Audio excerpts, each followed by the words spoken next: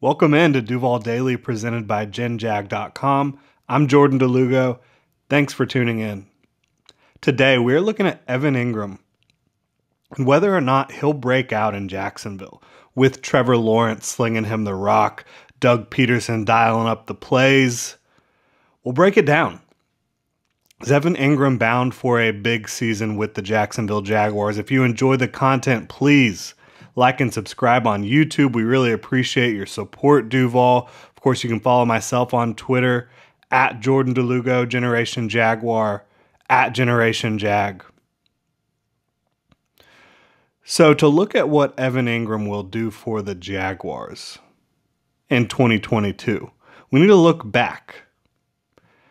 This was a 2017 first-round pick, 23rd overall, by the New York Giants. A tight end, if you will. Certainly more of a modern tight end, a jumbo flex, jumbo slot type of guy. Move tight end, whatever you want to call him. The Giants did pick up his fifth-year option for the 2021 season. So the previous regime in New York, who again did not draft him, still wanted him around. So I do think that says something about him. Of course, paying a tight end on that fifth-year option is a lot cheaper than most positions around the league, but they still wanted him around for that fifth-year option. He's 6'3", 240 pounds, 4.4 speed, 36-inch vert, long 33.5-inch arms, and that makes a big difference. The dude was built in a lab to be a slot tight end or jumbo receiver, jumbo slot. His rookie year, he caught 64 passes. He scored 6 touchdowns, racked up 722 yards. Of course, since then, he hasn't really taken that next step in his development to become a guy that's considered an elite tight end or even like a really good above average starting tight end. But he has caught at least 44 catches in each of his 5 seasons. He's a get-off-the-bus guy, no doubt about it. Like I said, he's a physical specimen. Elite speed, whether you're talking about him being a tight end, a move tight end, or a jumbo slot, he's got great speed. A long frame, like I said, really long arms, 6'3", enough thickness to hold up, playing in the middle of the field. Really good route runner for his size. And he makes highlight reel grabs look routine, one-handed catches. Really makes some incredible plays. He's good in the screen game. Really good with the ball in his hands as a yak target. All right, so what's the catch? Why are we asking if Evan Engram can break out if he can do all these things for you? If he's caught 44 passes in each of his seasons.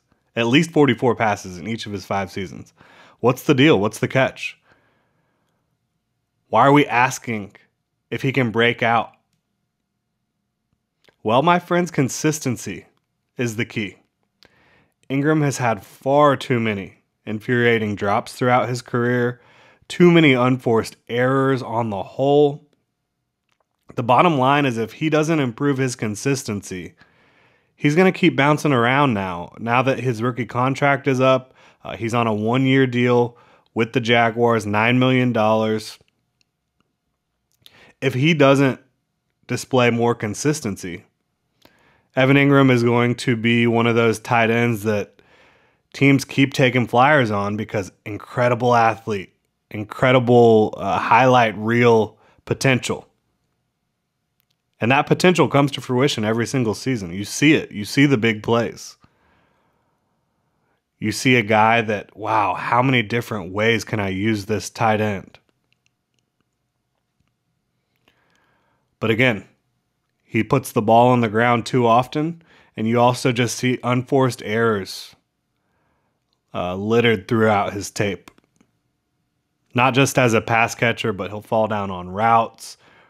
He'll be in the wrong place seemingly at certain times. But like I said, Evan Engram signed a 1-year, $9 million deal with the Jaguars. When he was signed, he met with the media. I think this tells you a lot and should inform a lot. A big part of my decision, said Engram, was Doug coming here. That's Coach Doug Peterson. Obviously, playing against him twice a year the last 4 years when he was in Philly, and his resume and pedigree using the tight end position and some of the talent that he's developed was a big part of my decision. Having Trevor Lawrence at quarterback and even the direction they were going in free agency, I kind of felt like it was starting to head in the right direction, and I wanted to be a part of it. No question about it. Doug Peterson has done some incredible work with tight ends throughout his coaching career.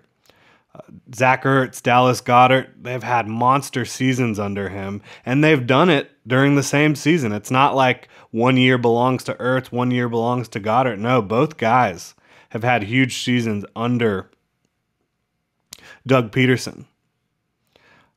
Doug Peterson uses these athletic tight ends in the screen game, stopping at the sticks in between zones to get first downs, pushing the seam. And Evan Engram, he can do all that stuff and more. He can even attack horizontally a lot better than Ertz or Goedert. He's a better athlete than both of those guys. And quite frankly, so is Dan Arnold. To me, this is a perfect match. I think he will have the best season of his career in Jacksonville from an efficiency standpoint, playing in an offense that knows how to use the tight end, catching passes from Trevor Lawrence, who, playing with Dan Arnold last year, and even when Dan Arnold wasn't there, he was getting production from Chris Manhertz, from Hollister, from some other guys. So I think even though Lawrence at Clemson, they were not a tight end heavy passing attack, I think you'll see, and you did see in 2021, that he really knows how to find his tight ends. They're big, easy targets to find. And when you've got a guy that's 6'3", 240, running a 4.4 with those big, long arms and big hands, easy to find that guy. Still, I'm not expecting him to be an elite fantasy tight end or a guy who never makes mistakes. And having mouths to feed in the backfield, having Christian Kirk and Marvin Jones at wide receiver, plus Dan Arnold, plus the other cats you have out there, there is some depth in the Jaguars wide receiver room in my mind. Again, Travis Etienne is going to be catching balls out of the backfield. You've seen that in Doug Peterson's offense. You've seen Travis Etienne's ability to do that. James Robinson can do that whenever he comes back as well. So it's not as if Evan Engram is the only target in Jacksonville, right? I do think when it comes down to it, he's going to be second or third in targets for the Jaguars, behind Christian Kirk, who I think will lead the team, and perhaps Marvin Jones. But yeah, I'm going to predict right now. It's way too early to do this, obviously. But, it's May 25th. Right now, before we get into training camp and all that, what I'm looking at from Evan Engram, just based on his physical ability, the fact that he is on a 1-year prove-it deal, he knows he needs to make an impact, and the fact that he's in the best situation he's ever been in, quarterback-wise, coaching-wise, offensive scheme-wise. I'm predicting he puts up about 60 catches, 5 to 6 touchdowns, and an improved game when it comes to drops and overall efficiency. I think he'll be in that 6 to 8% range, which in 3 out of his 5 seasons as a pro, he has been in that range. But usually the 6 to 8% drop rate, when you see that in his stats, it's been on seasons where he hasn't been targeted as heavily. But I do think, again, with Doug Peterson knowing how to use tight ends, Trevor Lawrence being the most talented quarterback he's ever played with, and just the offense overall, and the fact that he is on that 1-year prove-it deal, he's going to have one of his more efficient seasons. I think, again, on the 1-year deal, fans of tight end needy teams are going to be clamoring to land Evan Engram after the 2022 season. Is that a breakout? Maybe not an elite fantasy tight end season, but an improved efficiency and more production than you saw in 2021 from Evan Engram?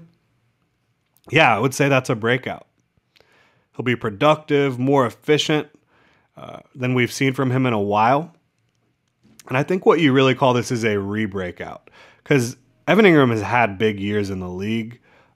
He has never really put it all together. His biggest year as a rookie, 6 touchdowns, 722 yards, and 64 catches. He also dropped over 10 passes that year, which is unacceptable.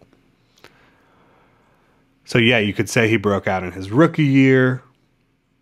Sure, but again, the efficiency wasn't there. You could say he broke out in 2020 when he caught 63 passes on 102 targets, 654 yards, but only found the end zone once that year. I'm projecting